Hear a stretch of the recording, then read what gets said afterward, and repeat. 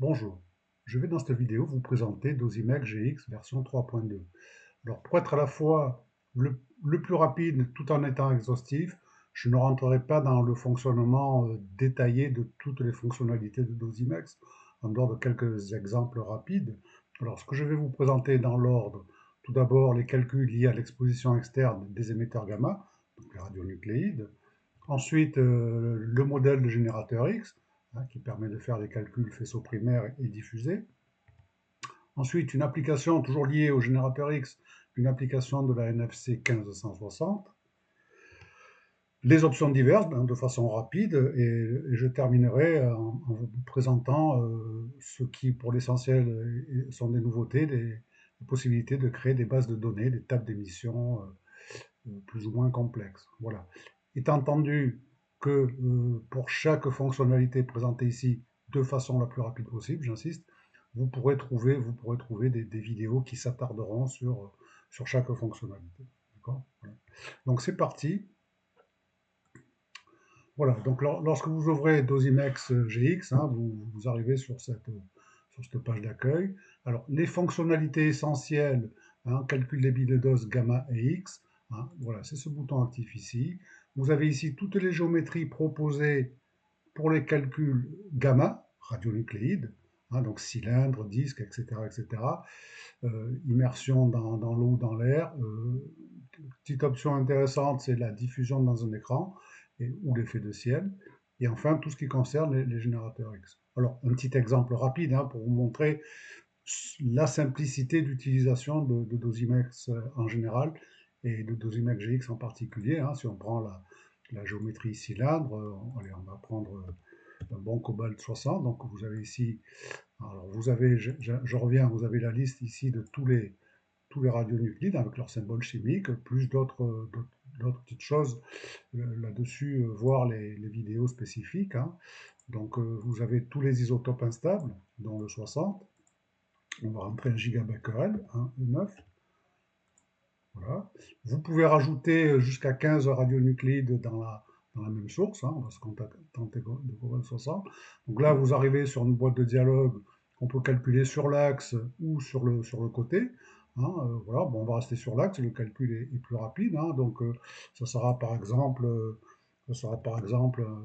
on pourrait penser à un colis de déchets de 30 sur 30 en béton, par exemple, d'accord, avec un écran de protection en plomb,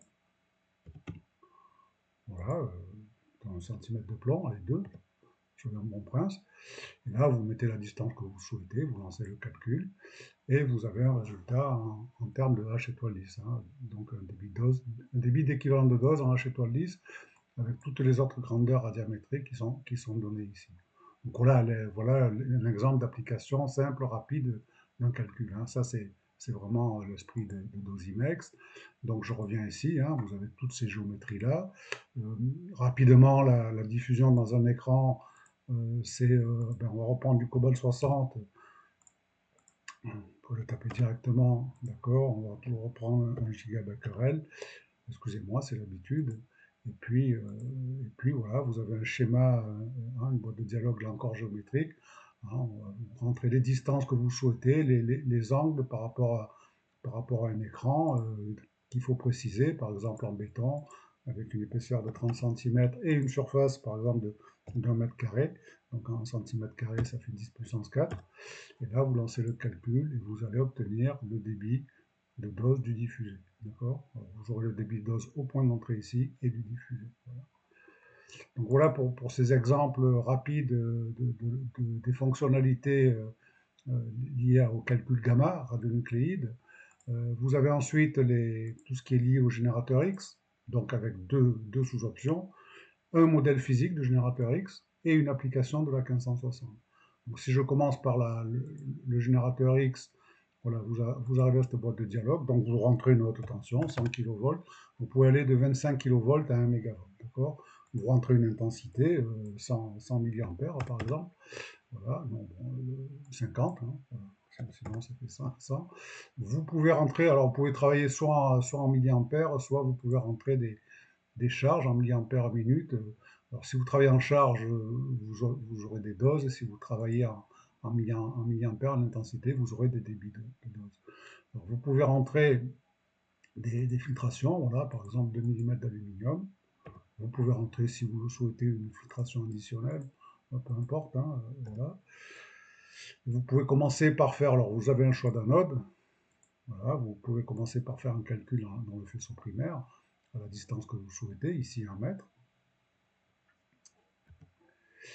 Et ensuite, vous pouvez donc faire un calcul de diffusé en mettant, alors vous pouvez faire un calcul d'écran, par exemple, mettre par exemple, alors c'est 1 mm, hein, ici, vous pouvez mettre 1 mm de plomb, faire un calcul, donc ça, tourne, ça tourne assez vite, hein. Vous aurez donc le débit, voilà, au point de l'entrée, le débit derrière votre millimètre d'écran avec le facteur d'atténuation.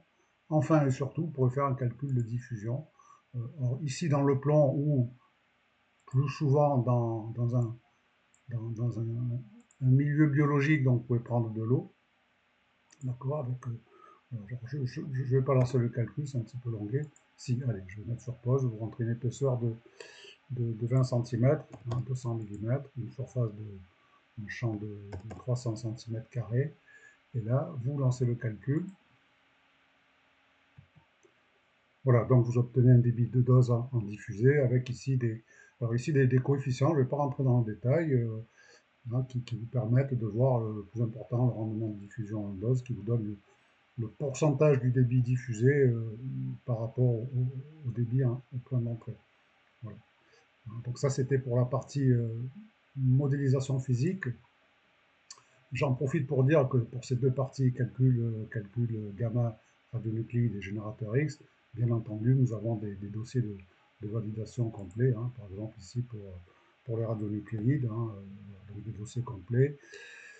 Hein, donc je ne vais pas rentrer dans les détails, ils sont accessibles, même si hein, ils sont accessibles sur sur le site internet de Dosimex. N'hésitez pas à aller voir avec des validations versus quatre autres codes, Re-Expert, Microshield, Mercura, MCLP. Voilà, donc des dossiers assez complets qui vous permettent d'utiliser Dosimex avec un niveau de confiance assez élevé. Voilà. Dosimex, je vous rappelle, c'est sorti en 2012. Hein, donc nous avons plus de 10 ans d'expérience, de retour utilisateur. Donc maintenant, nous avons un produit qui est vraiment fiable. Il l'était dès le début, il ne l'est que mieux encore maintenant. Voilà. Alors notez que vous avez les spectres, hein, ici le spectre primaire pour le générateur X et ici le spectre diffusé. D'accord. Ensuite, alors rapidement, toujours pour les générateurs X, pour la 1560, hein, c'est cette option-là, quelque chose que je voulais montrer rapidement. D'accord. Alors vous commencez par remplir le domaine d'activité, l'application qui vous donne la charge de travail, la nature du local. Alors je passe rapidement, hein, voilà, il faut rentrer tous les paramètres qui sont nécessaires pour appliquer la norme, hein, de toute façon. Je vais faire juste un calcul avec le rayonnement primaire pour vous montrer quelque chose d'important, pour gagner du temps, là encore, hein. Donc on va mettre 100 kV, voilà, avec une filtration en aluminium. Alors ici, c'est des épaisseurs qui sont discrétisées. Hein. On va rentrer une distance d'1 mètre. Voilà. Alors, ce que je voulais vous montrer, c'est ici, vous lancez le calcul. Donc, vous voyez, c'est rapide, hein, une fois que vous avez tous les paramètres. Il faut quelques secondes pour renseigner la feuille de calcul, lancer le calcul.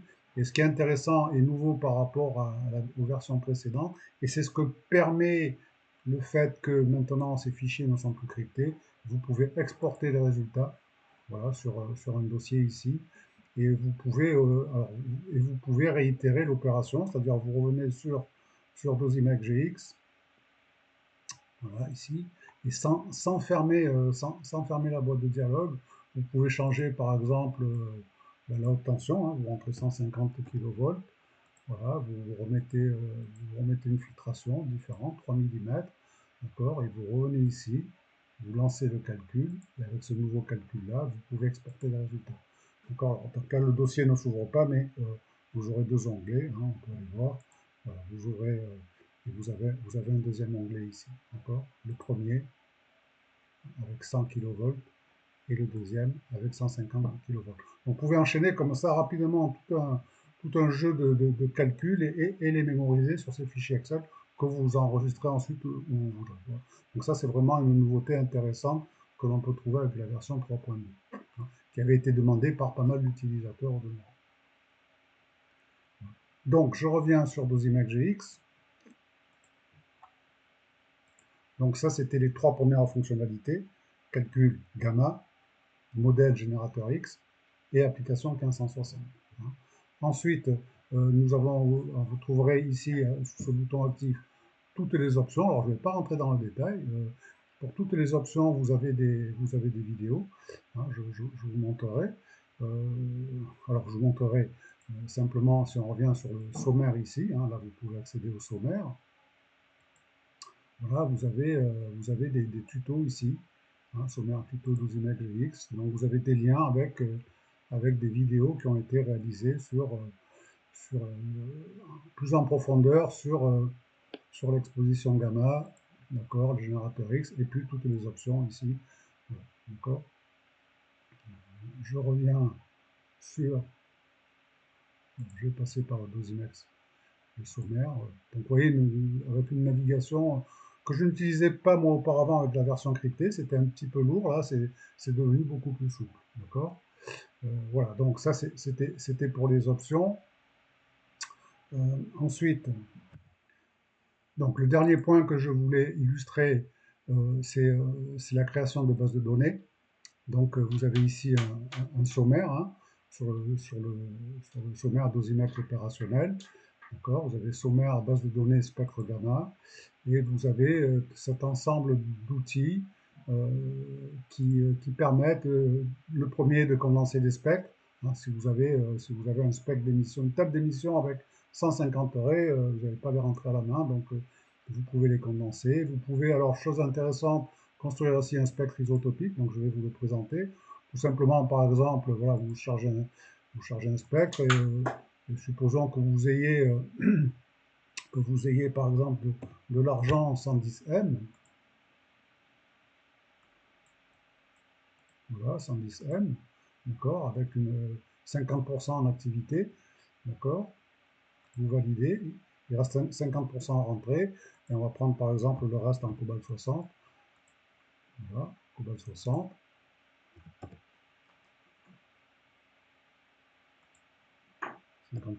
on ferme le spectre, vous validez, et là vous avez donc votre spectre isotopique, la table d'émission avec toutes les intensités de vos divers radionucléides, et ici vous avez une table d'émission condensée qui tient compte de la proportion de chaque radionucléide. Donc vous en rentrez autant que vous voulez, etc. D'accord, vous pouvez avoir 250 arrays si nécessaire, et vous aurez automatiquement une condensation en O+, 10 énergies. Et ce tableau-là, vous pouvez avec l'option ici importer, vous pouvez l'importer directement. D'accord. Vous tombez sur l'explorateur de fichiers, vous cherchez votre dossier et vous l'importez automatiquement.